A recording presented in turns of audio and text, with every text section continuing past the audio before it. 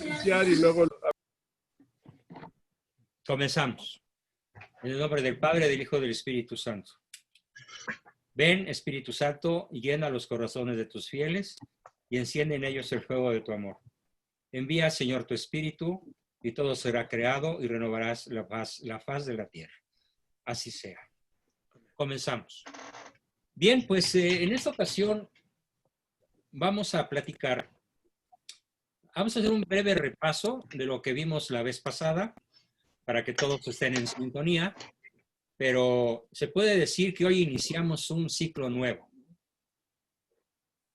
Lo que tiene de novedoso el ciclo que hoy comienza es que vamos a enfocarnos mucho a qué hacer.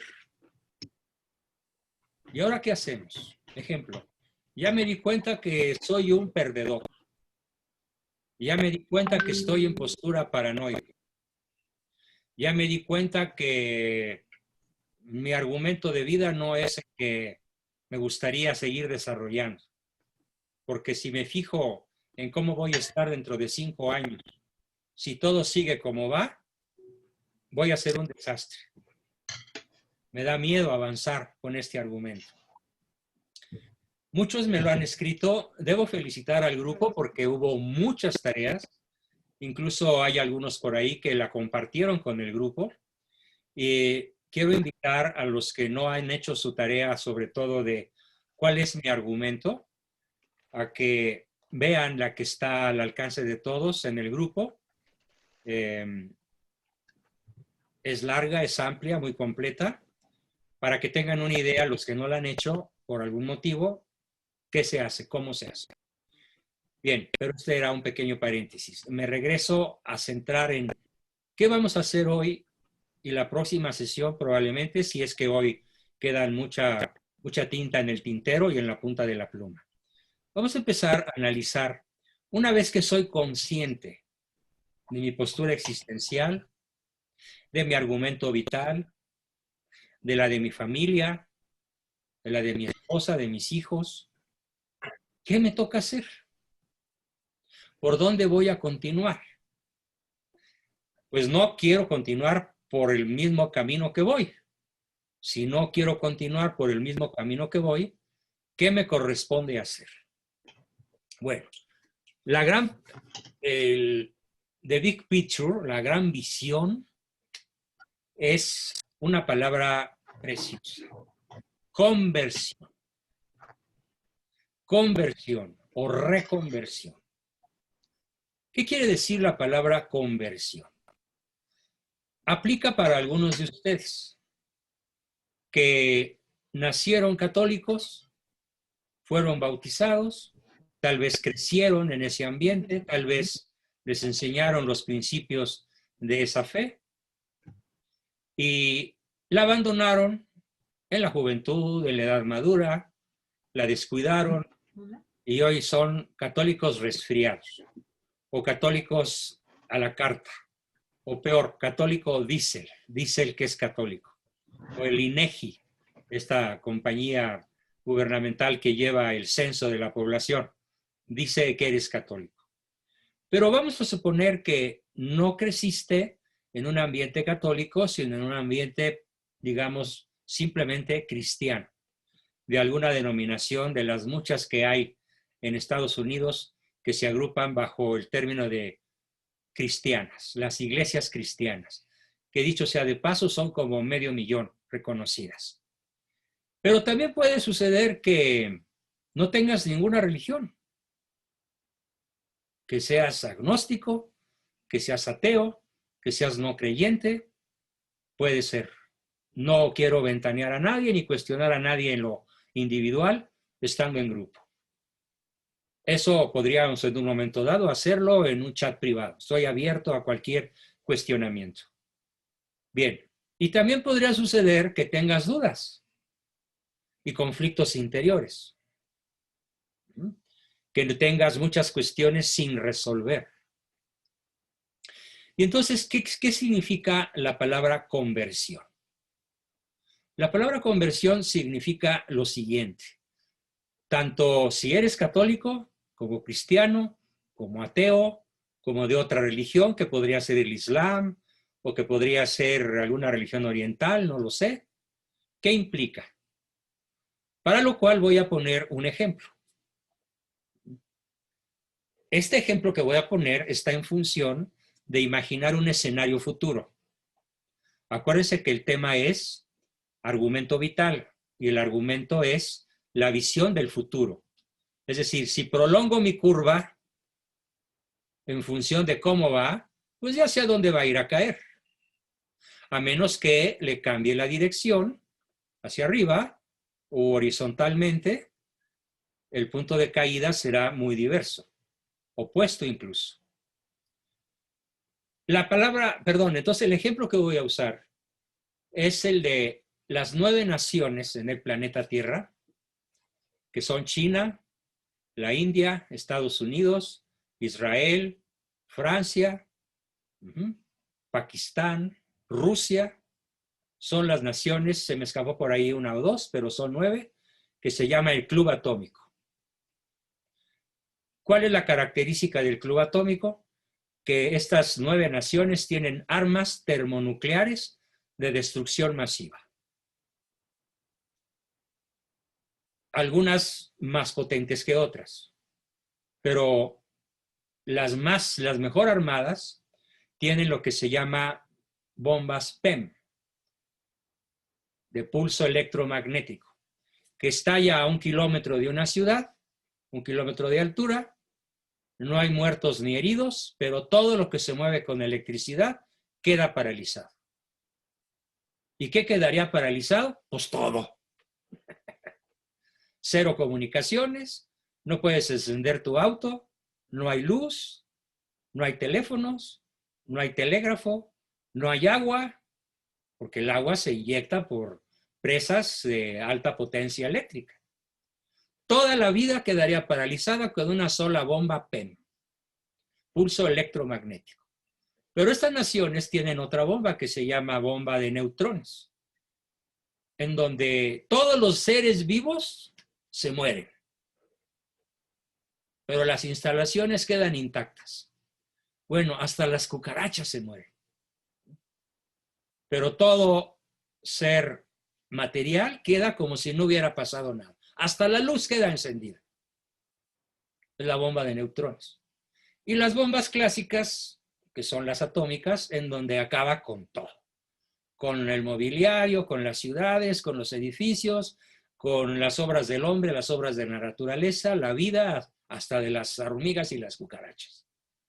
Y todas estas naciones tienen, en mayor o menor medida, estas 3 armas de destrucción masiva. Fíjense muy bien el escenario que les voy a pintar, para que entiendan que es lo único que puede cambiar nuestro argumento de vida. Seas católico, buen católico, mal católico, cristiano, ateo, comunista, islamista, budista, dudoso o lo que sea. Estas 9 naciones un día, ha sucedido, se reúnen en alguna ciudad que puede ser, no sé, Ontario, en California, o que puede ser París, Francia, o como lo hicieron en 1954 en una ciudad que se llama, en un hotel, perdón, que se llama Bilderberg. De ahí nace el famoso Club Bilderberg, del cual en algún momento les platicaré, porque es un asunto verdaderamente apasionante. Bilderberg son los más grandes, ricos y poderosos de la Tierra. No más de 200 personas que se reúnen a decidir los destinos de la Tierra. Bueno, pero ahorita estamos hablando de los 9 presidentes de China, Francia, Rusia, Estados Unidos, Israel, Pakistán, la India, que son los países atómicos. Y van a discutir sobre si bombardean o no alguna ciudad. Por ejemplo, en abril de este año, Trump estuvo a 30 minutos de permitir un lanzamiento atómico contra la capital de Irán, que se llama Teherán, y que tiene alrededor de 15 o 20 millones de habitantes, una ciudad súper poblada, Teherán, ¿sí? en el mundo islámico hay un estado musulmán que se llama Irán y que ha sido tradicionalmente un rival de las potencias occidentales y de Israel. ¿Qué detuvo a Trump en el último minuto? 30 minutos antes de que el misil fuera disparado, Mr. Donald Trump dijo, no, cancelo la operación. ¿Por qué la canceló? Bueno, pues ese es el escenario real que en cualquier momento puede volver a ocurrir. Él cambió el destino de la Tierra al evitar que un cohete transcontinental volara a 10,000 kilómetros, arrojado desde Arizona o desde California o desde la base Nebraska, que es una de las más secretas y poderosas de USA, para ir a destruir a 11,000 kilómetros de distancia una nación entera. Cambió el futuro de la humanidad con una sola decisión. ¿Pero por qué lo hizo así? Me regreso al escenario donde hay 9 naciones discutiendo si se bombardea o no Irán. Y entonces estas 9 naciones, perdón, los perdí de vista.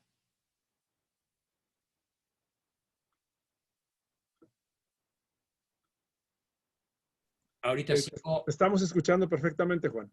Sí, pero es que perdí la visión del grupo. No los veo.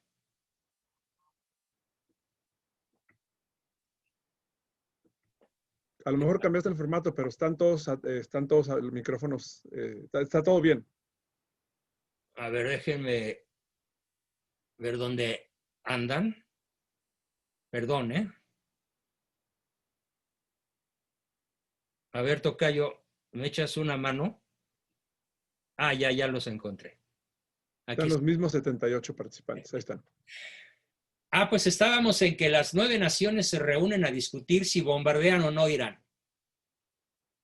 Ahora, fíjense muy bien el escenario completo, que es un escenario real.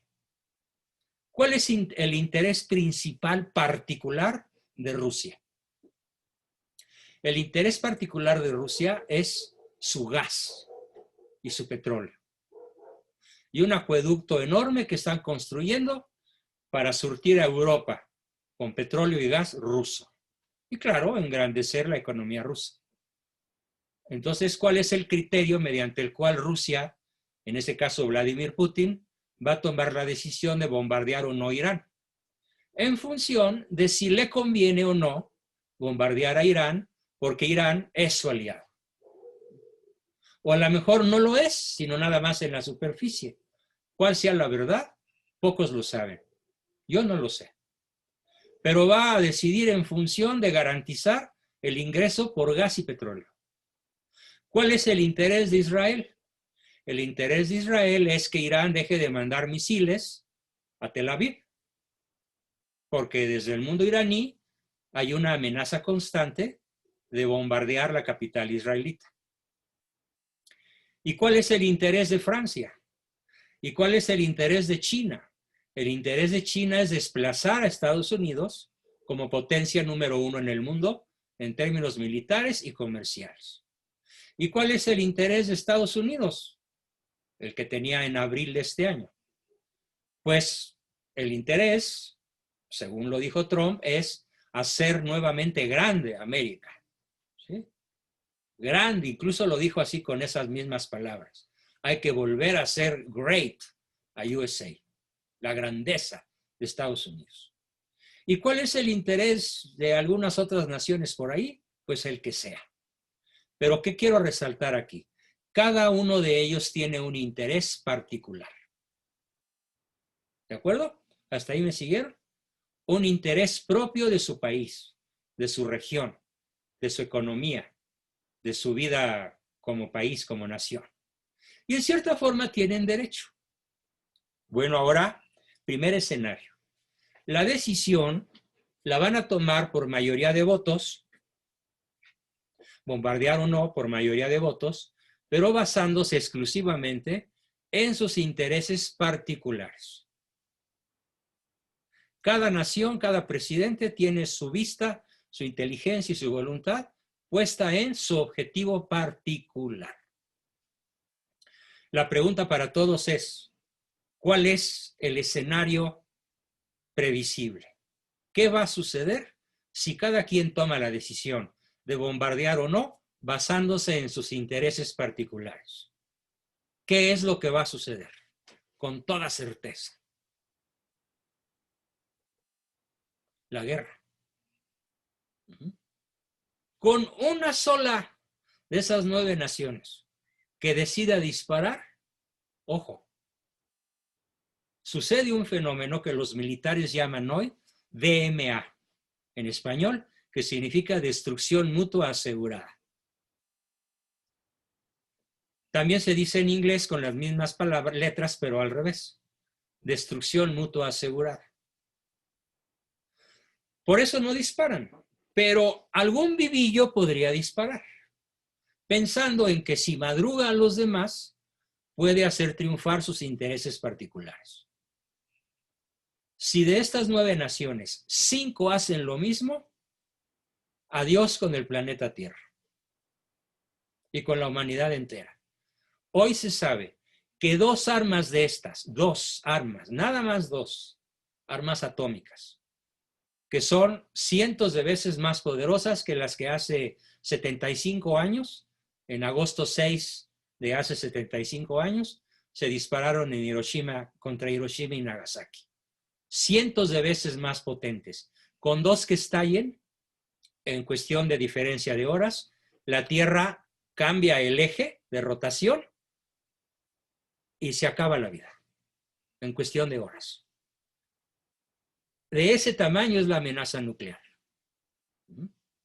Bien. O se quema la atmósfera. Depende de a qué altura se detonen y de qué medios se valgan para detonarlas. Pero no falta el loco que piensa que si madruga, Dios le ayuda y puede ganar la guerra para sus intereses particulares. Entonces, en el primer escenario, la destrucción mutua está asegurada si solo 2 de 9 disparan, más si son 5 de 9. ¿Y qué tal si disparan todos? Bueno, pues más rápido, ¿no? Menos dolor en el proceso de morirnos o de extinguirnos. ¿Por qué hubo guerra? Porque cada nación utilizó un criterio particular, un criterio propio. Podríamos decir en términos más personales, egoísta, un criterio egoísta, un criterio particularísimo de cada uno de ellos, lo cual es perfectamente aplicable para nosotros, para cada uno de nosotros. Y para todo fin práctico, sucede que en las familias aplica el dicho, no pelean 2 no queriendo 1. No hay pleito. Si tú quieres pelear con alguien que no quiere pelear y se va y no contesta y no replica y no pelea, pues no puedes pelear. Pero si tiene intereses particulares que defender y es egoísta, va a pelear aunque pueda perder. Entonces, tanto en el escenario internacional como en el escenario familiar e individual, cuando luchamos por intereses particulares, el caos está, la guerra está a la vuelta de la esquina. Es inminente. Pregunto al grupo. Incluso los que quieran tomar la palabra, tocayo, les podemos dar permiso de abrir su micrófono para que den unas 5 o 6 respuestas. ¿Cuál sería la única manera en la cual los 9 decidieran no disparar? Buscar un referente ¿qué? Buscar un valor ¿qué? Un valor común. No. Yo. A ver.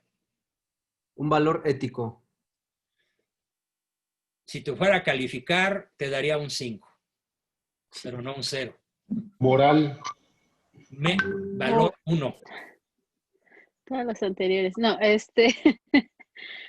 considero que es el bien mayor, ¿no? Cuando ves El bien ves mayor.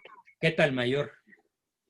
Cuando ves, no ver solo la posición económica, sino cuando ves el fin último de la existencia, es buscar el bien común de todos. O sea, todos estar Explicación bien. 6. Valor humano. No es pésima, pero no es buena. Solamente que cada quien encontrara un beneficio particular para sí mismo. No, sería el caos asegurado. Doctor, Es la oración, A ver, Liz, Elsa. unidos en oración, doctor, clamando a Dios. Bien, ya diste la palabra exacta. No usaste la palabra filosófica correcta que yo estaba buscando, pero pues, te concedo Trascendental. que acertaste el significado de esa palabra que voy a decir. La única manera de evitar la guerra sería que todos votaran con referencia a un valor absoluto. Es el Valor amor. espiritual. No, no espiritual. No. Un valor espiritual es el amor. Un valor espiritual es el respeto. Un valor espiritual es la confianza. Un valor espiritual es la fe. No, aquí estamos hablando de un votar mediante la adhesión a un referente absoluto. ¿Cuál es el único referente o el único valor absoluto que existe? Clamar a Dios, doctor. Lo dijo Elsa. El único valor absoluto que existe desde que los griegos pusieron este nombre se llama Dios. Y esto aplica para todo nacido de mujer en el planeta Tierra. O en algún otro planeta si es que hubiera seres humanos por allá. Cosa que yo no lo creo, pero bueno, hay quien lo cree. Muy discutible. Entonces, si el referente de las 9 naciones es un valor absoluto, ¿cuál es el resultado? La paz. La paz. Nadie dispara. La paz. Pues por eso Trump no disparó. Porque su referente fue absoluto. De hecho, él había consagrado la Casa Blanca a la Virgen de Fátima, que es la Virgen de la Paz, la que ha prometido que si hacemos ciertas cosas, habrá paz en la tierra. Penitencia, el Santo Rosario, oración, etcétera, caridad, benevolencia. Entonces, él anuló la operación de bombardeo porque finalmente, asesorado, muy bien asesorado, por su fiscal general, que es católico, ¿sí? Asesorado por grandes intelectuales de su patria, asesorado por otros personajes de otras naciones con las cuales él consultó, le dijeron exactamente eso. Si tu disparo se basa en un bien particular, tenemos destrucción mutua asegurada. Porque muy probablemente los chinos capten a tiempo, o los rusos capten a tiempo que un misil transcontinental salió de la base Edwards y viene contra acá. Y pueden contraatacar en cuestión de minutos, no de horas, de minutos. Y entonces, basándose en un valor absoluto, decidió no disparar. Por eso estamos aquí vivos. Bien, esto es un ejemplo histórico de algo que sucedió este año, en abril de este año. Si lo aplicamos a nuestro argumento, ¿qué nos toca hacer? A ver, ¿quién lo dice? Pregunto al grupo. ¿Cuál sería el equivalente individual de tomar la misma decisión para lograr la paz y cambiar el argumento? No disparar, no ofender.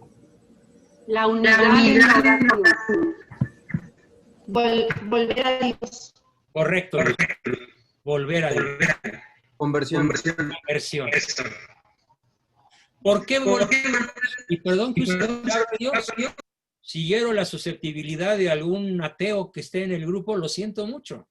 No es mi intención herirlo, ni burlarme de él, ni lastimarlo, ni hacerlo menos. Es que la paz solo se hace, en el caso mencionado, cuando la voluntad y la inteligencia se unen en torno a un valor absoluto. Y el único valor absoluto que existe se llama Dios. Es Dios. Por eso, la primera manera de cambiar el argumento es voltea tus ojos a Dios. Y si no sabes quién es Dios, búscalo. Bajo el título de referente absoluto. Bajo el título de aquello que es lo único que sacia el corazón humano. Lo único que sacia la inteligencia humana. El único bien absoluto que sacia el hambre de absoluto que todos tenemos. Así es. El hambre de verdad absoluta que todos tenemos. Si analizamos en qué creen el 500,000 de iglesias, llamémosle así respetuosamente, al 500,000 de iglesias que existen en el USA, cada una tiene su credo, cada una tiene sus rituales, cada una tiene sus dogmas, cada una tiene su liturgia. Pero ojo, todas son particulares. Particulares de cada una de ellas. ¿Qué necesitamos hacer para poder cambiar nuestro argumento? Voltear nuestros ojos de la inteligencia a la única verdad que existe. Porque ¿cuántas verdades hay para cada pregunta que se pueda formular en cualquier ciencia? Si yo pregunto ¿cuántos son 2 por 2? ¿Cuántas respuestas correctas hay? Una. Si yo pregunto cuál es la fórmula del ácido desoxirribonucleico, que es la base del ADN humano, ¿cuántas respuestas correctas hay? Una. Si yo pregunto quién es Dios, ¿cuántas respuestas correctas hay? Una. Una. No hay muchos dioses.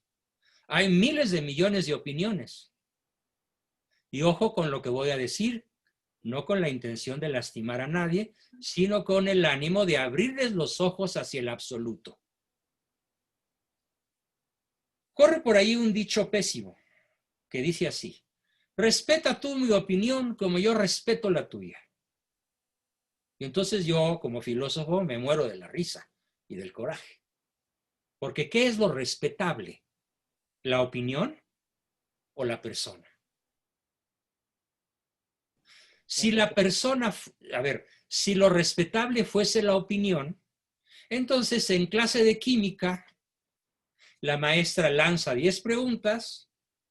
¿Cuál es la fórmula del agua? ¿Cuál es la fórmula del ácido desoxirribonucleico? ¿Cuál es el punto de ebullición del agua? Y todos los alumnos ponen honestamente su opinión.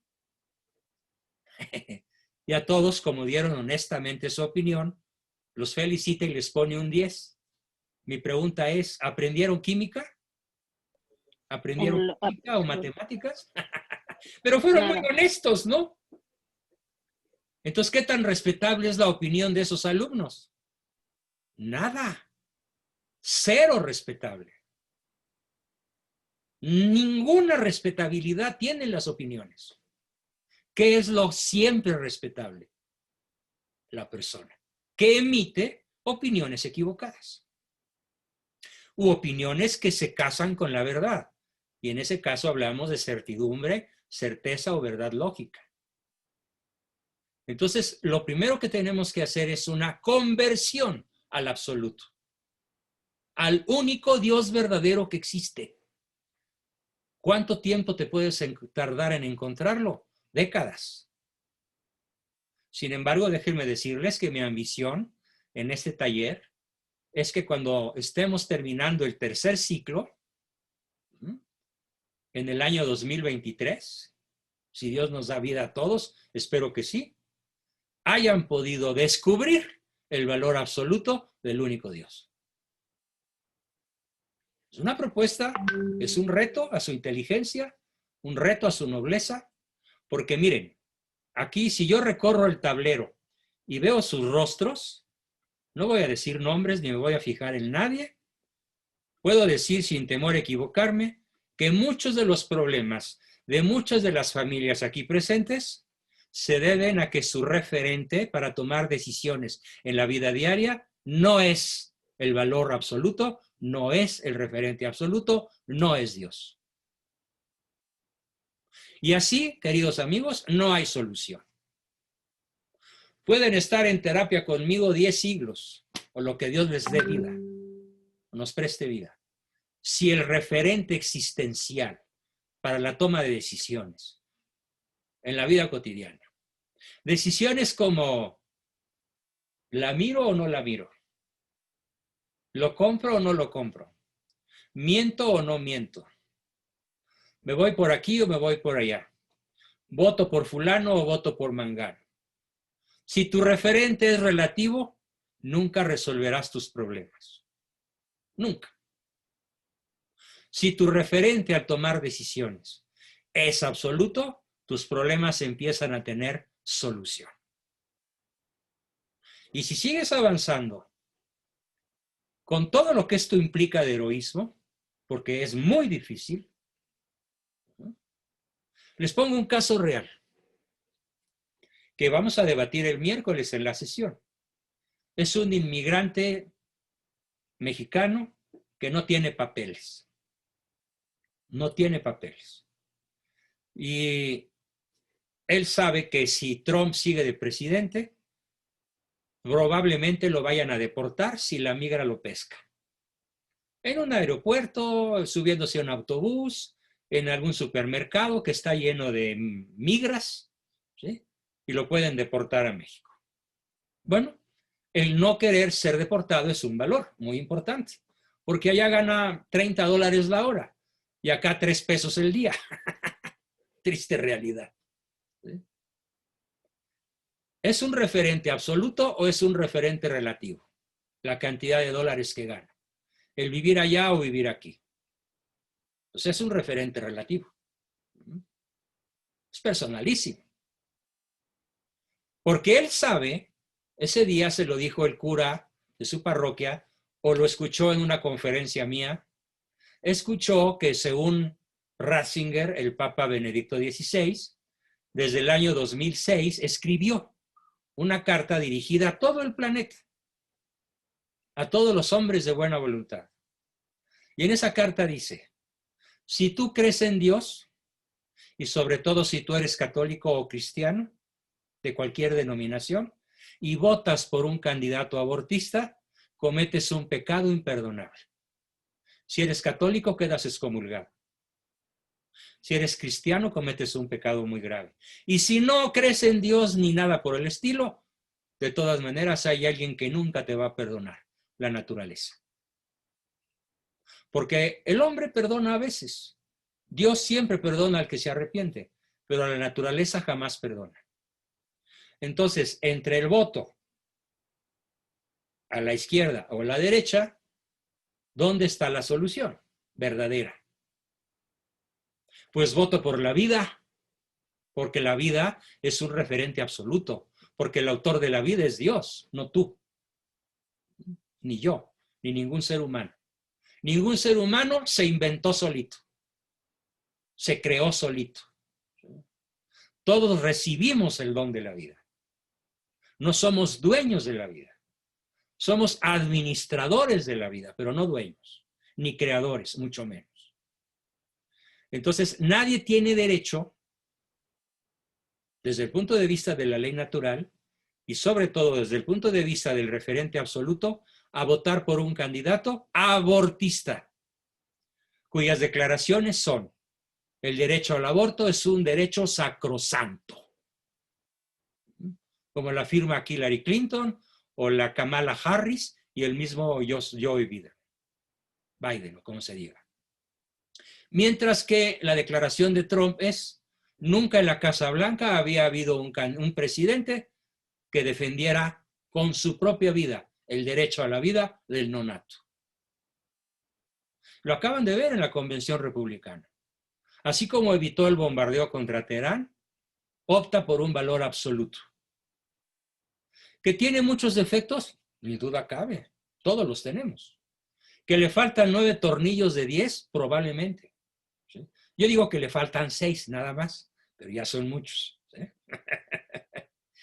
Pero ¿cuál es el tornillo que tiene bien en su lugar? El referente absoluto. Entonces, este va a ser el tema del miércoles, visto a fondo, para los que quieran participar. Pero volviendo a nuestro cuento de hoy, a nuestro caso de hoy, a nuestra historia de hoy, queda claro entonces que la conversión consiste en la búsqueda permanente del referente absoluto. de Dios, no de lo que opinas tú sobre Dios. Porque Dios no es el que tú crees que es. Dios es lo que es. Dios es quien es. Es más, Él así lo definió. Cuando Abraham le pregunta, ¿y tú quién eres? Y le contesta, ego sum qui sum. Yo soy el que soy. El ser mismo, el creador de la vida, el creador de todo el cosmos, de toda la creación. Entonces, mi primer consejo a los que quieran cambiar su vida de perdedor a ganador y a triunfador, de empatador a ganador y triunfador, de trepador, que es tan peligroso, a ganador y a triunfador. Mi primer propuesta, vigorosa, entusiasta, sólida, volteen a ver al infinito.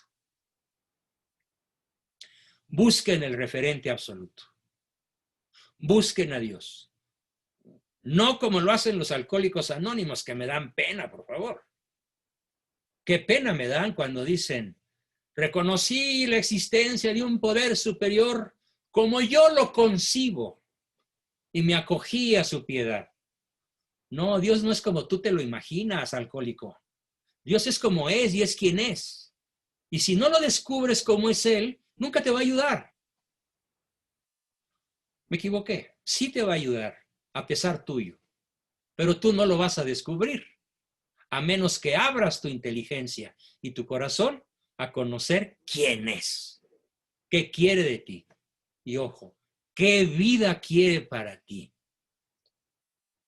Y este referente absoluto, el Dios único y verdadero, al que invito a todos a descubrir, sea cual sea su fe del día de hoy, solo quiere una cosa, tu felicidad eterna. Es lo único que le interesa. Y le interesa tanto que mandó a su hijo a morir por nosotros.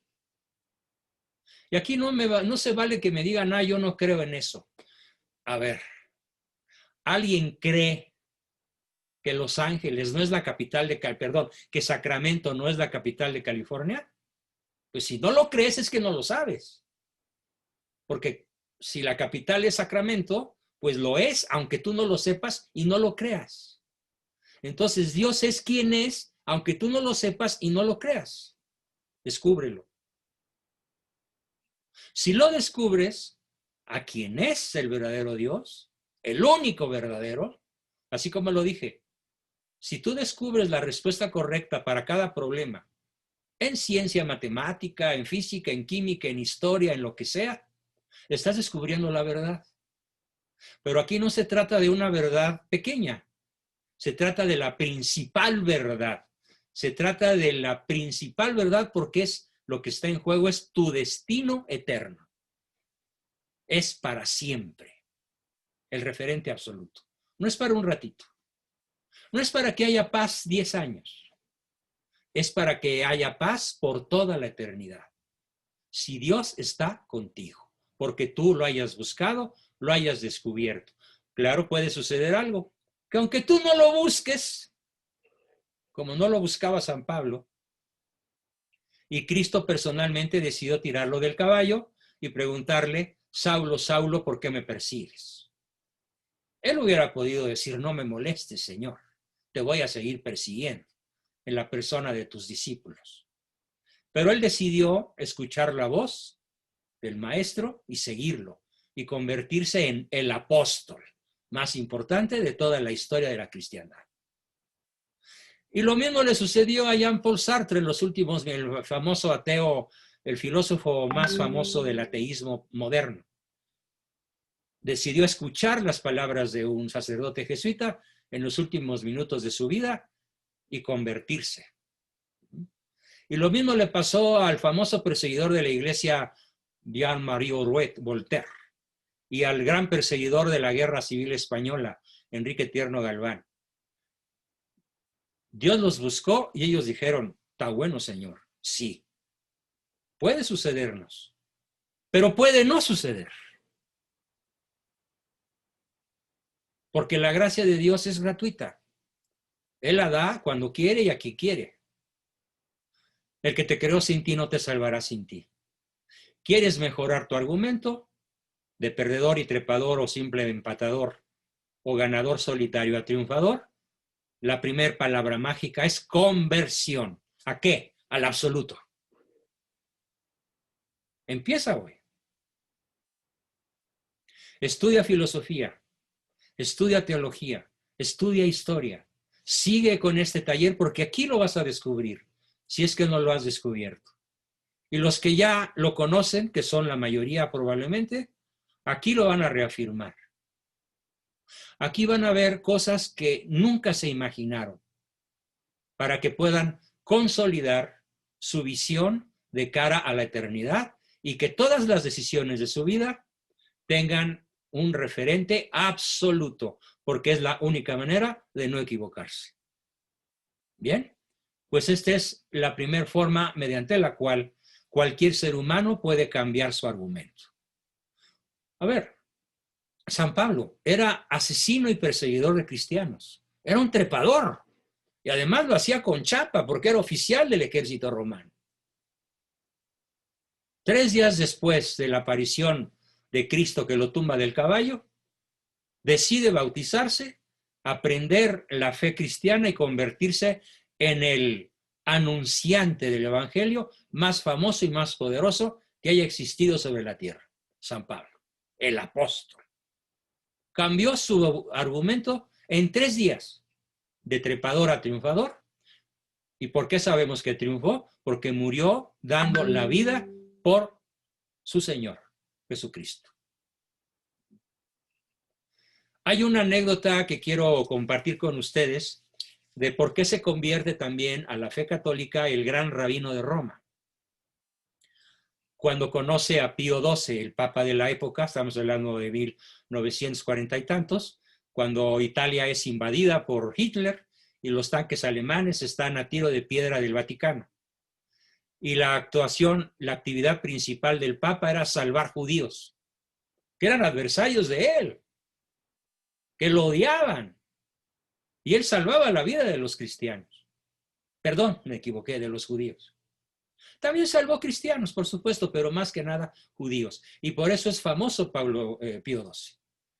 Y entonces el gran rabino de Roma, que era el contacto con el Papa, le pregunta al Papa, ¿y por qué das la vida si te puede matar Hitler, te puede mandar fusilar? ¿Por qué lo haces? Yo no entiendo eso. Le dice el gran rabino de Roma, judío sionista o de que odiaba a Cristo, un día sí y otro también. Y Pío XII le dijo, porque si Cristo dio la vida por mí, yo quiero dar la vida por mis hermanos judíos. Por eso lo salvo. ¿Y qué hizo el judío?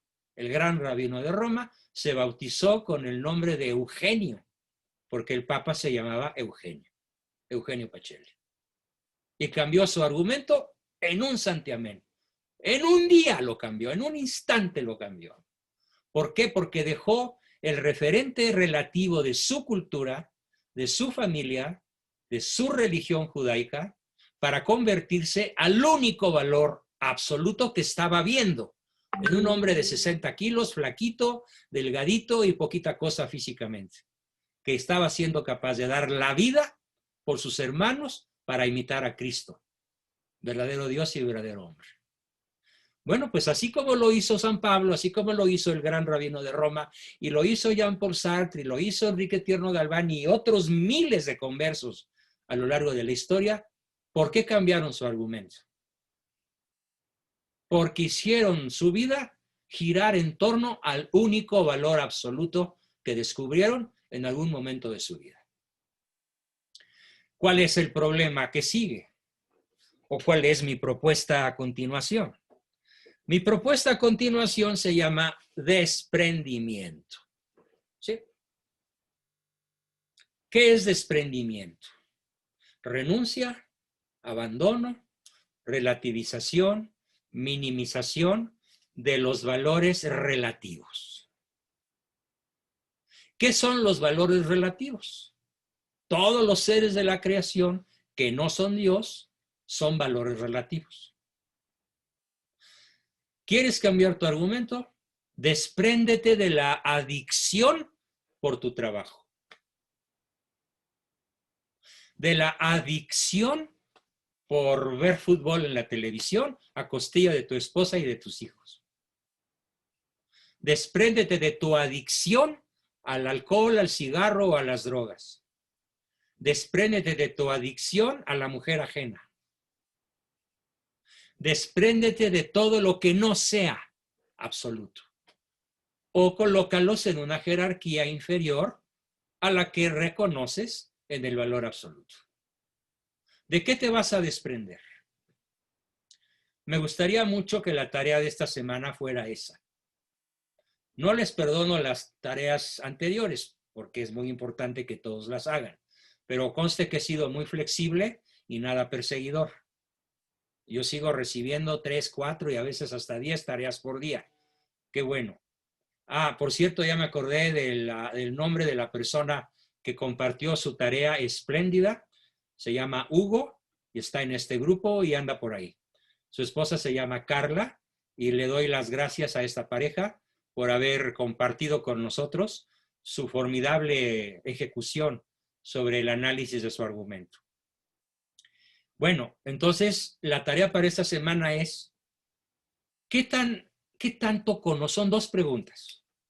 ¿Qué tan lejos, qué tan cerca estoy del referente absoluto llamado Dios único o Dios verdadero? ¿Lo conozco? ¿Me da miedo? ¿No lo creo? ¿No creo que exista? ¿No tengo ninguna fe? ¿No tengo ningún conocimiento de él? ¿O sí? Sé muy bien quién es, pero le soy infiel. No sigo sus mandamientos, no sigo sus leyes. ¿Sí? Como me decía el otro día un alumno mío de otro grupo, pues sí, creo en Dios, pero le hago mandaditos al diablo. ¿Sí? Literal. Entonces, la gran pregunta número 1 es esa. ¿Qué tanto miras hoy en estos momentos de tu vida con tu inteligencia y tu voluntad al valor absoluto? A ese que los griegos llamaron Theos, que pasó al latín Deus y al castellano Dios y al francés Dieu y al inglés God y etcétera. Bien, la segunda pregunta es, ¿de qué valor relativo me conviene desprenderme? Porque muchos han hecho de valores relativos, deleznables, efímeros, pasajeros, de poco valor, su gran valor. Miren, conozco muy bien personas que si no van a jugar bingo, aquí en esta colonia que se llama Interlomas, hay 3 casinos a tiro de piedra. Las 24 horas del día, desde que se levantó la restricción, están atascados. Y antes de que hubiera la restricción, peor. Ahora no hay tanta gente, pero allá por marzo, bueno, había cola para entrar. Sí, alguna vez yo he ido con mucho gusto y me juego 100 pesos, 200 pesos, y después de ganar o perder una cantidad corta y de tomarme una copita con mi esposa o de cenar rico porque es muy barato, me salgo y nunca expongo un dinero que me cuesta mucho trabajo ganar. Ahí no hay adicción, ni hay un valor relativo convertido en un valor absoluto. Este planteamiento yo lo aprendí cuando tenía 18 años, en la Universidad Iberoamericana, cuando leí un libro formidable de un gran autor católico vienés que se llama Igor Caruso. Igor Caruso escribe un libro que se llama Análisis psíquico y síntesis existencial. Y nos revela este maravilloso autor, un gran psicólogo vienés que vivió en el siglo pasado, que el gran drama de la humanidad es la absolutización de lo relativo y la relativización de lo absoluto. Relativizamos a Dios y absolutizamos lo relativo. ¿Qué es lo relativo? Lo que vale nada junto a Dios. El dinero, el poder, el sexo, las diversiones, la televisión, las taranovelas, Bueno, conozco personas que no pueden vivir en paz si su equipo deportivo pierde. Conozco cuadros de depresión endógena mayor porque perdieron las Chivas, o el América, ¿sí? O el Sufrazul, como le llamo yo, ¿no? Perdón por los cruzazulinos que pueda haber por ahí. No me aguanté el chistorete futbolero, ¿no? Entonces, si tú absolutizas un valor relativo, tu argumento es perdedor o trepador. Ni siquiera ganador. O puede ser que sea ganador, pero te garantizo que no será triunfador. Así que ve pensando en la segunda pregunta. ¿De qué valores relativos me conviene perder la afición? Por eso se llama desprendimiento. Me desprendo de mi jugada semanal con mis amigos a costillas de mi esposa. Me desprendo de mi obsesión por la limpieza. Porque cuando mi marido me llama a la camita, yo sigo plumereando, limpiando y acomodando y planchando, ¿no? Y sacudiendo. Me desprendo de mi afición por el alcohol, por el cigarro, por la amante de 5 a 7, soy ese vicio de tu piel, soy lo prohibido, ¿no? Como cantaba aquel famoso gángster Víctor Iturbe el Pirulí. Además de mujeriego, narcotraficante. Entonces, me desprendo de lo que no vale de modo absoluto para no cometer esa herejía existencial que te impide hacer la síntesis de tu existencia y enfocar al triunfo. Recuerden lo que dije hace 8 días. El rasgo principal de un triunfador es tener la conciencia de su mortalidad física y de su inmortalidad espiritual. Bien, es el segundo rubro en el cual vamos a lograr cambiar nuestro argumento de cualquiera de los 4 no triunfadores a triunfador. Desprendernos, desaficionarnos, dejar, abandonar, o cuando menos jerarquizar hacia abajo los valores que no son lo absoluto, el valor absoluto. Y claro, hay jerarquías.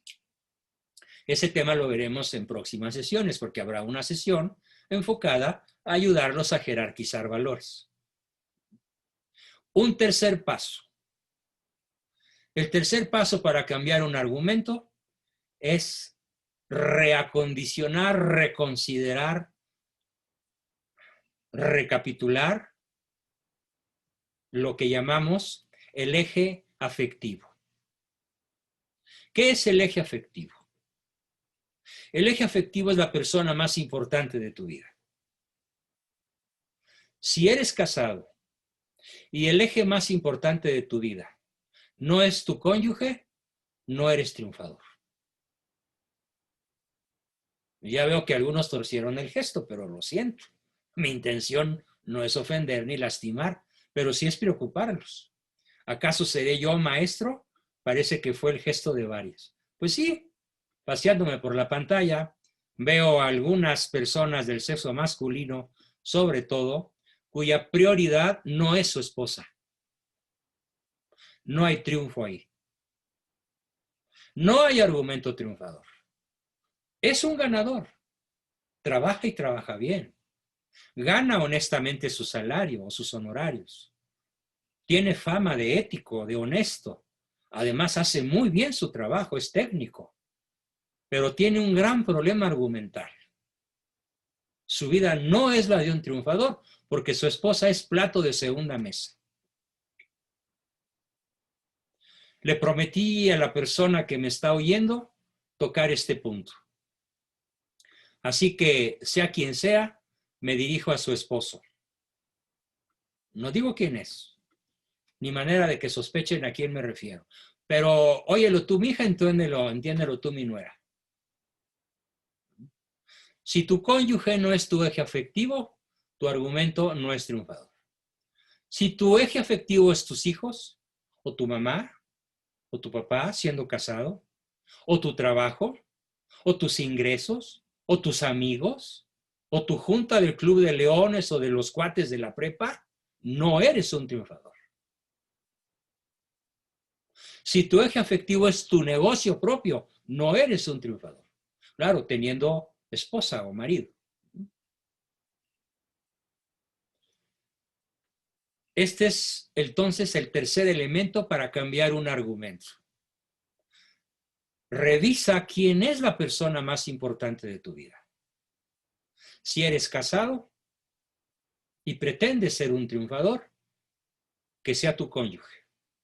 Y si esto implica perdón, pedir perdón, otorgar perdón, reconciliación, si esto implica volverla a conocer, si esto implica dejar una movida chueca por ahí, o muchas, porque hay quien es aficionado a las muchachas, ¿no? A las chicas de la vida alegre. ¿Qué puede haber de triunfador ahí? Nada, es un perdedor y es un trepador.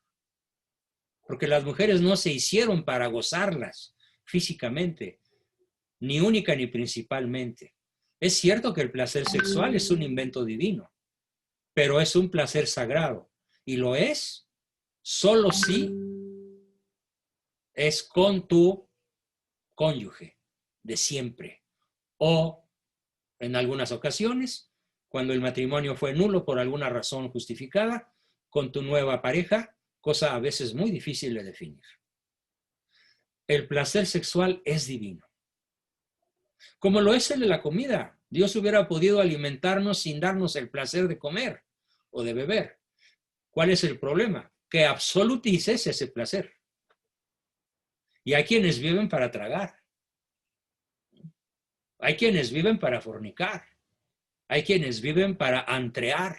O como dicen ahora los chiquitos de 12 años, qué feo, no sé si en la ciudad donde ustedes vivan así se dice, pero en el Distrito Federal, en la Ciudad de México, el verbo favorito de los chicos de secundaria y algunos de primaria, sobre todo niñas de 12 años, es el verbo perrear. Literal. Vamos a perrear. ¿Sí? Bueno, ¿a qué hemos llegado? A hacer del sexo pasajero el valor absoluto de chicas que van al colegio del Sagrado Corazón o de los legionarios de Cristo, pero que no tienen la menor idea de lo que es una escala de valores que los pueda llevar a triunfar en la vida, sobre todo a plazo indefinido, a plazo eterno. En resumen, 3 cosas para cambiar nuestro argumento. Primero, voltear los ojos de la inteligencia y el músculo del corazón al conocimiento y la posesión desde esta tierra del valor absoluto. Segundo, desprendernos de los valores relativos que nos hacen esclavos, de adicciones y aficiones que no nos dan un argumento triunfador. Algunas amas de casa, desgraciadamente, son adoradoras de la ley y el orden. Despréndanse de esa obsesión. Las casas que tienen una señora así no son hogares, son casas, son hoteles de lujo, pero ahí no habita una triunfadora, a lo mejor una ganadora, pero generalmente una empatadora o una perdedora que tiene la obsesión de la limpieza, de la ley y el orden. En su casa, sí, pero no en su hogar. Porque ¿saben qué? Los hogares requieren una buena cantidad de mugre y juguetes tirados y ropa por aquí y por allá y de muebles que tienen una semana sin sacudirse. Esos son los hogares. Y un plato sin lavar y una cama sin tender, sobre todo los domingos. Lo digo con conocimiento profesional. Los hogares requieren cierto desorden que no sea antihigiénico. Y las casas, pues trátalos como hotel de 5 estrellas y a ver quién te soporta. Se llama neurosis obsesivo-compulsiva y es una enfermedad grave. Pero la podemos vencer si entendemos que es un antivalor o un valor ínfimo, que no nos permite voltear al absoluto ni desprendernos de cosas tan secundarias como las que estoy mencionando. Y tercero, en resumen, reconsideren si al ser casado tu cónyuge es tu eje existencial, la persona más importante de tu vida. Claro, aplicarían restricciones, aplicarían salvedades de muchos tipos, según las circunstancias. A lo mejor eres viudo, a lo mejor eres divorciado, a lo mejor eres vuelto a casar, y hay muchos asegúnes. Pero si eres un casado que aspira a vivir bien tu matrimonio y tu esposa, tu cónyuge, perdón, no es tu eje afectivo, algo podrido apesta en Dinamarca, como decía Hamlet. Pues esta es la ponencia de hoy, queridos amigos, y pasamos a las preguntas a continuación. Pablo o Juan, ayúdenme a irlas. Gracias, Juan, gracias. Recomendaría entonces, si pueden poner las preguntas en el chat y conforme las van exponiendo, te las vamos a... Aunque también, Pablo, te sugiero que si encuentras una que esté muy abajo, pero que la consideres tú o Juan muy importante, pues sí, hermana, ¿no? Por favor. De las que han puesto, Sí. Déjame ver. Voy a pasar un repaso rápido del chat. Dice por ahí, así rapidito, si alguien retuvo el título del libro, mencionaste un libro de... Sí, es un ¿Sí libro que se llama Análisis Psíquico y Síntesis Existencial. Es probable que se pueda conseguir en Amazon. Es un libro importado de Europa. El autor es Igor, tal como suena, Igor. Caruso, como suena. Que plantea precisamente el drama al cual hoy me he referido y que es la mejor manera de comenzar a vivir un argumento triunfador. Atribúyele un valor emocional al verdadero valor absoluto y atribúyele un valor relativo a todo lo demás. Excelente. De hecho, ¿Tocayo? ¿Me escuchas, Baba? ¿Me escuchan? Sí, te escucho bien. Algo que dicho de otra manera, en relación al valor absoluto que ha comentado el doctor, si se fijan, ¿cuál es el secreto de una buena vida? ¿O cuál es el secreto de la vida? El secreto es tener una filosofía de vida. Pero esa filosofía de vida, mientras más se parezca a la de Jesucristo, mejor. Mientras más se parezca a la de Dios, mejor.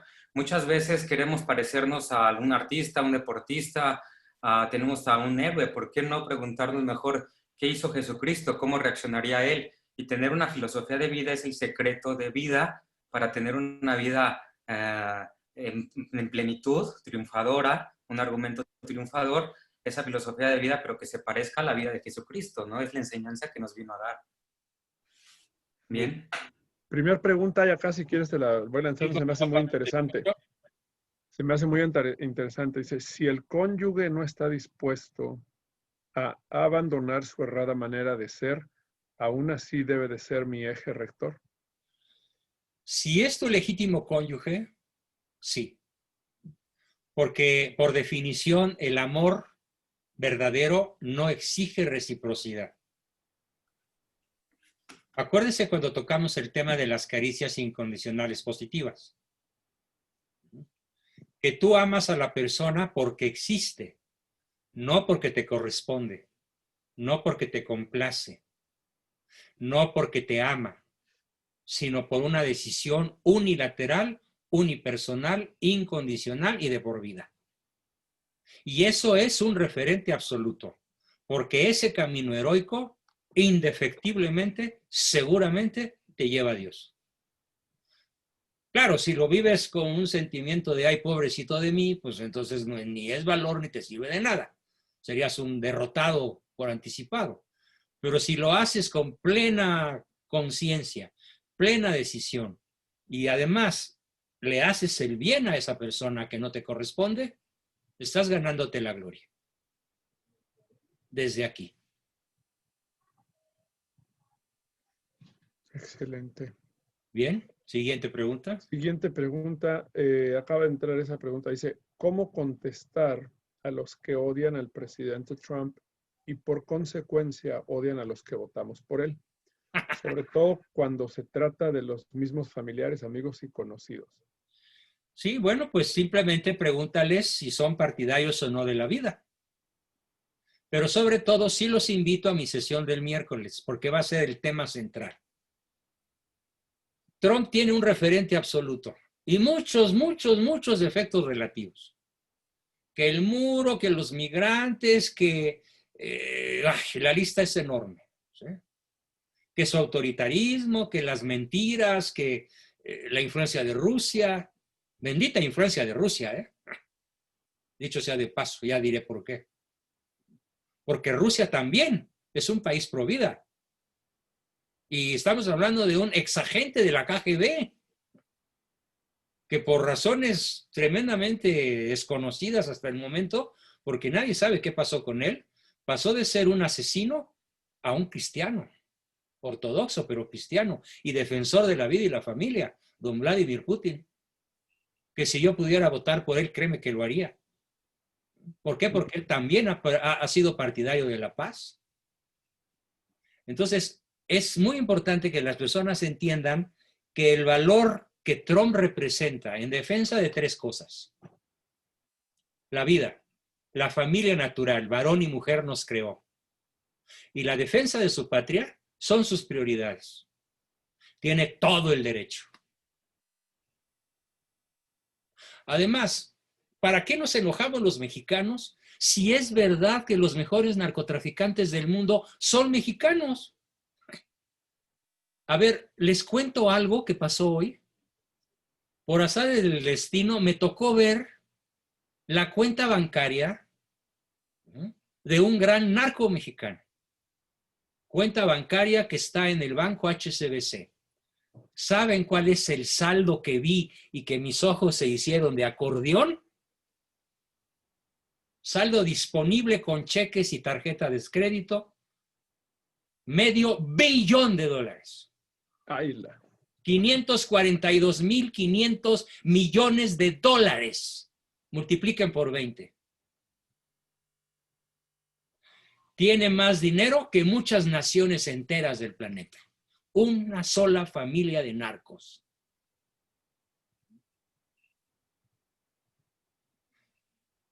Y el presidente Trump, está combatiendo al narco como nunca.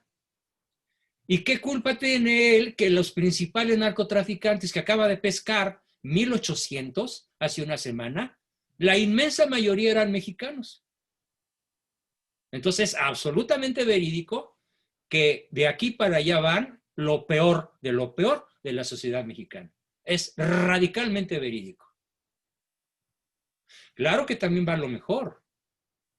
Yo conozco en Arizona, en Chicago, en casi todos los condados de California, que los conozco casi todos bien, porque he viajado mucho para allá. Conozco mexicanos que no le piden nada a ningún ciudadano de ninguna parte de la tierra. Buenos padres de familia, buenos profesionales, ya sean obreros, ya sean profesionales de alto nivel o de clase media. También se ha ido lo mejor. Pero eso no tiene que hacer trampa, ni mentir. Y han buscado su legalización, han buscado su ciudadanía incluso, o cuando menos su regularización. ¿Y quiénes son los que andan siempre a las escondidas? Pues muchísimos de los que tienen cola que les pisen. Y además, yo también pregunto, ¿por qué no han decidido triunfar aquí en México? Porque no han estudiado. Yo no critico nunca al que se va a Conchinchino, a donde quiera. ¿A quién censuro acremente? Al que, pudiendo haber estudiado, optó por la pereza, optó por la ignorancia. Y eso es lo que Trump combate muchísimo. Y cuando dice es que nos llega lo peor, pues ¿a qué se está refiriendo? Pues al narcotráfico. Y es el primer presidente que defiende la vida y que de veras ataca al narco, ¿eh? Este no se anda con cuentos. Sí está atacando al narco. Y esto le concitó ya el odio de los banqueros de Wall Street. Si alguien odia a Trump, son los jefes y los capitanes de la banca. Porque los más beneficiados del narcotráfico son justamente los dueños del dinero. Y muchos políticos, como Biden, como Obama, como Clinton, como Hillary Clinton y todo el Deep State, que protegió el narcotráfico durante décadas, desde que empezó el narcotráfico en 1968, en el Festival de Woodstock, donde se regalaron toneladas de cocaína a 800,000 ciudadanos de todo el planeta, sobre todo norteamericanos, que fueron a emborracharse, a drogarse y a fornicar en el famoso festival donde arranca el rock como una cultura demoníaca propiamente. Así que tenemos que saber cosas que no sabemos para poder razonar nuestro voto. Y si Trump tuviera injusticias gruesas y todo lo que quieras, pero siguiera defendiendo la vida, la familia, como Dios la creó, hombre y mujer, y su patria, y yo fuese ciudadano norteamericano, yo votaría por él. Pero como soy ciudadano mexicano y acá en México tenemos el peor gobierno y el peor presidente en el peor momento, por cierto, les cuento una anécdota. El otro día, en una de sus aburridas mañaneras, dijo que él ocupaba el lugar número 2 en el ranking de los mejores presidentes de la Tierra. Y llegó un comunicado de la ONU diciendo, no es cierto, ocupas el número 102. Nada más le quitó 100. Sí. Y luego también dijo que el peso se había depreciado, porque había bajado de 23 a 20. Se depreció el peso, ¿cómo ven? Al bajar de 23 a 20, en lugar de decir que se había apreciado, ¿no? Lo dijo exactamente al revés. Tenemos el peor en el peor momento. Y allá tienen a alguien que no es un dechado de virtudes, en un terrible momento, pero que ha logrado sostener la economía americana, que está en franca recuperación, ¿eh? Según el Banco Mundial y según los otros organismos internacionales, el BID y demás, la economía americana se desplomó, pero muchísimo menos que la de la gran mayoría de las naciones y sobre todo muchísimo menos que la mexicana, que sí fue abandonada por la 4T. Entonces sobran razones para decir, vamos a votar por Donald Trump, porque en todo caso es el mal menor en su defensa de la vida, la familia y su patria. Bien, ¿alguna otra pregunta, por favor? Sí, hay otra pregunta. Dice, por ejemplo, para una persona soltera, ¿cuál debería ser o cuál la que debería ser el eje afectivo? Entonces, un soltero, pues a lo mejor su novia, su prometida, sería legítimo. Pero si es un soltero no comprometido, su eje afectivo tiene que ser, según su edad, la escuela, la universidad, el valor del intelecto, el valor de la sabiduría, el valor del aprendizaje, el valor de la formación. Allí tendrían que estar sus principales sus principales recursos energéticos, su principal forma de invertir su tiempo, su salud, su energía, el estudio. La sabiduría, la ciencia, las humanidades, la tecnología, todo lo que sea conocimiento tendría que ser el eje afectivo de un estudiante soltero. No hay duda, ¿eh? Y esto es así desde la vieja Grecia, desde la vieja nación egipcia o china. ¿Por qué los chinos, los egipcios y los griegos tuvieron civilizaciones grandiosas? Precisamente por el afán de conocimiento de sus clases medias y altas. Aunque practicaban la esclavitud, cosa injustificable, que es modificada hasta la aparición del cristianismo, ¿no? Porque solo el cristianismo anula la esclavitud. Y esto, pues, hace poquito, ¿no? 2000 años.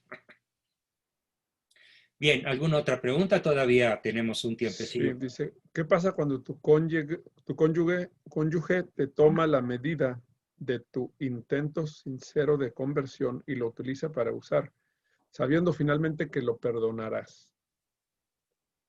Pues justamente la homilía de hoy empieza con la pregunta de ¿cuántas veces, maestro, tengo que perdonar a mi prójimo? ¿Hasta 7 veces? Y Cristo le contesta, no, hasta 70 veces 7. O sea, siempre. Pero sí voy a hacer una salvedad en el plano psicológico.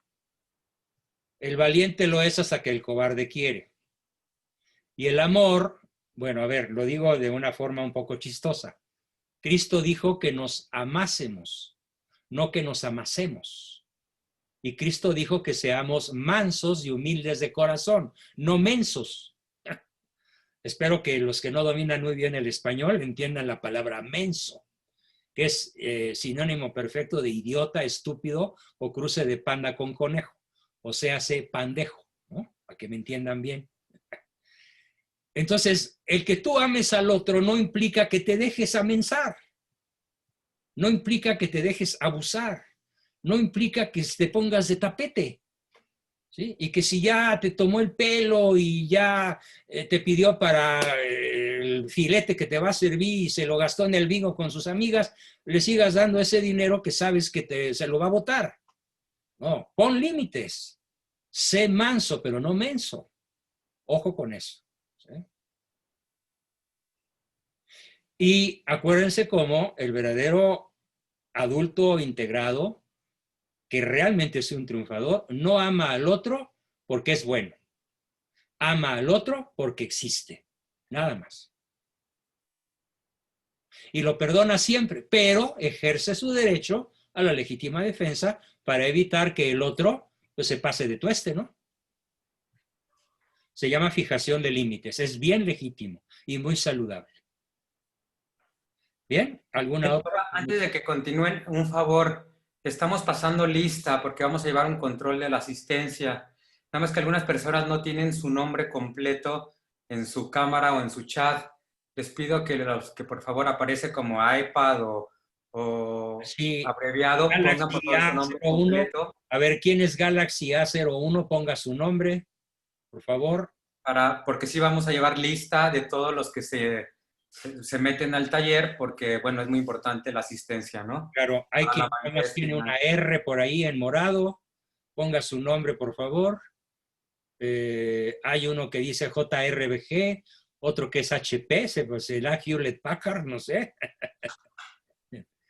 Otro que dice, a ver, no, pues son poquitos, ¿eh? Sí, son poquitos, pero... Como 3 o 4 los que no... Identificamos a 52 personas, pero nos faltan, pues, 28 por identificar, ¿no? Ajá. Bien. ¿Tienes identificadas 50? Sí, ¿Cómo se cambia? personas. ¿En dónde se cambia el nombre? Disculpe. Ahí en el chat te pones en donde tú apareces, donde aparece tu dispositivo y en más, ahí te pone renombrar. Ahí te da la opción de renombrar y ahí escribes tu nombre completo. Y en vez de que aparezca HP, te va a aparecer el nombre que tú escribas. Bien. No me aparece, no me aparece renombrar, chatear, configuración de reunión, reunión minimizada, fondo virtual, levantar mano y desconectar audio. A ver, la persona que está hablando, ¿cómo aparece en la pantalla? Gaby. Gaby. Danos tu nombre completo. Gaby Fernández, Ana Gabriela Fernández de Castro. Ah, muy bien. Ana Gabriela Fernández de Castro. Mucho gusto en saludarte, Gaby. Cada rato platicamos. Así es. ¿Cómo está, Juan Bosco? Mucho gusto en saludarlo. Un placer. Qué gusto. Igualmente, igualmente. Oye, ¿tienes detrás la foto de qué? ¿El Mont Blanc o...? Pues no sé. Le pregunto para fondo y la tengo siempre porque... Como cuando estoy en los Zooms, tengo niños, a veces traigo un chamaco acá dando vueltas, entonces ya para no distraer, cuando me muevo mucho de lugar, pues tengo el fondo este. A ver, hay una pregunta de Lupita de Macuset que tiene mucho interés. ¿Puedes encontrar la pregunta de Lupita de Macuset? Un comentario, para cambiar el nombre es en el perfil, también lo puedes hacer. Irte al inicio, como cuando eliges tú que quieres unirte a una reunión y ahí en donde aparece tu perfil, ahí cambias los datos de tu nombre. Ay, muchas gracias, Lourdes, muchas gracias. Excelente. De nada. Pues concluyamos. Perdón. ¿Alguna otra pregunta? Sí, por favor, adelante. También vale la pena dar estos pequeños espacios para resolver asuntos técnicos. Muy bien. ¿Qué más, Pablo? Creo que no hay ninguna otra pregunta, nada más. A ver. Tenían que mencionar algo de las luces Lupita de la está catedral. preguntando, ya la encontré, por el acontecimiento de ayer, que es la toma de catedral, ¿no? Sí. ¿A eso te refieres, Lupita? Me imagino que sí. Bueno, pues mi opinión es muy sencilla, es un abuso. Sí, por favor, doctor, es grave. importante. Un abuso muy grave. Es un acto de abuso contra la feligresía católica de México en el principal templo de la nación y en misa. El ejército entró, suspendió la misa y sacó a culatazos y con malas palabras a los feligreses que estaban ahí. No avisó que iba a haber ese operativo que siempre se hace los días 15, unas horas antes del grito de disque independencia, que no es tal. Siempre se había avisado en las últimas décadas. Ahora, no avisaron, tomaron por la fuerza el recinto sagrado, echaron a los fieles y después vino una serie de dimes y diretes y de aclaraciones y parece que le echaron agua al fuego para que no llegara la sangre al río, pero eso no deja de ser un gravísimo abuso de la 4T contra el pueblo de México. Y otra cosa que sí debo decir, pongan mucha atención, el próximo domingo 19 habrá la toma del Zócalo por el movimiento que se llama Frena. Es un movimiento que estoy seguro que el ejército va a impedir. Por eso ya está ahí. Espero equivocarme. Y si el lunes tengo que reconocer que me equivoqué, seré el primero en decirlo. Me eché una paranoia, me eché un taco de desconfianza o un plato de desconfianza entero, pero lo más probable es que el ejército haya tomado desde ayer el Zócalo entero, la catedral y todos los hoteles y edificios de la zona para impedir la manifestación masiva contra el tirano que hoy es un disque presidente. Esa es mi opinión, Lupita, con mucha sinceridad de mi parte. De hecho, hice un programa a las 2 de la tarde que duró 1 hora y cuarto. Se los voy a mandar sobre el tema. Estuvimos 4 personas opinando sobre el asunto. No lo he presentado a este grupo, pero al rato lo subo. Sí, gracias, doctor. Muchas gracias. De hecho, desde anoche me metí a tu canal a ver si podía. Dije, seguro el doctor va a explicar algo de este terrible acontecimiento. ¿Es en el canal de Ferriz de Con o en el de Frena? No, es en el canal de Jaime Duarte. Ah, ya, ok. Y también ya está en mi Facebook. ¿Sí? Está en mi Facebook de Bosco Abascal, pero si entras al canal de Facebook de Jaime Duarte, allí aparece la discusión de hoy a las 2:15 de la tarde, de 2:15 hora de México a 3:30. Está completita con las 4 participaciones que tuvimos.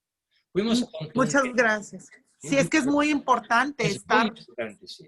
Sí. Y esto obviamente pues nos ensancha la conciencia para que nos demos cuenta de cómo un voto ignorante e irreflexivo, basándose en un valor relativo y secundario, nos lleva a tener un tirano comunista de lo peor. Espero que Mr. Trump, si gana las elecciones, le dé un manotazo como se le da a una mosca molesta. Es mi esperanza. Bueno, pues muchísimas gracias a todos. La última y nos vamos. ¿Cuál sería, Pablo? Déjame ver si hay una última pregunta y claro que sí. Araceli Aguirre de Garza pregunta, ¿y por qué el padre Aguilar dijo que no era cierto, que era solo un error de comunicación? Pues porque el miedo no anda en burros, mira, así, ¿no? La jerarquía católica se vio llena de miedo. Porque el primero que dijo lo que sí había pasado, que era una ocupación violenta, una ocupación muy grosera e indebida, fue el principal vocero de la diócesis del Valle de México. Y después vinieron algunas personas a suavizar las cosas porque le tienen terror al Pejelopostli. Esa es la triste verdad. Y yo no me voy a callar, ni se va a callar Jaime Duarte, ni Mario Mendiolea, ni todos los que estuvimos denunciando esta acción arbitraria. Vamos a decir, Malo mintió, hoy mintió en la mañanera, gravemente, como lo hace todos los días. Todos los días echa sus mentirotas. Hay una contabilidad por ahí que ya lleva más de 2,000 mentiras en lo que ha tenido de su ejidencia. Es un mal hábito del que no creo que se arrepienta de aquí al día del juicio final por la noche. Bien, pues esta fue mi última intervención. Les agradezco mucho su gentil y maravillosa presencia y nos vemos como siempre el próximo lunes a la misma hora por el mismo canal. Y termino diciendo, 1, miren a la... 2, despréndanse de los valores relativos. 3, reacondicionen su eje afectivo y empezarán a triunfar en la vida. Claro, faltan muchas cosas que hacer, pero nos seguiremos ocupando de esto en la próxima sesión. Gracias y muy bien. Gracias, buenas noches. Gracias, doctor. Bendiciones para todos. Adiós a todos. Gracias, quiero hacer la pregunta que quería formular. Gracias, doctor. ¿Cuál es? Luz, ¿quieres hacer la pregunta que le dijo el doctor que al final podías hacer? Es la que escribí. Se oye horrible tu audio. Pues no me pusieron los audífonos. No se entiende nada, perdón. Está bien. Pero no la escribiste, ¿verdad? Sí, sí la escribí. A ver. Ya la contestó, doctor. Ya la contestaste, ya la contestaste. ¿Ya la contesté? Sí. Ah, muy bien. Bueno, pues no, muchas gracias. Buenas noches y nos vemos. Sean felices. Buenas noches. Bye. Adiós.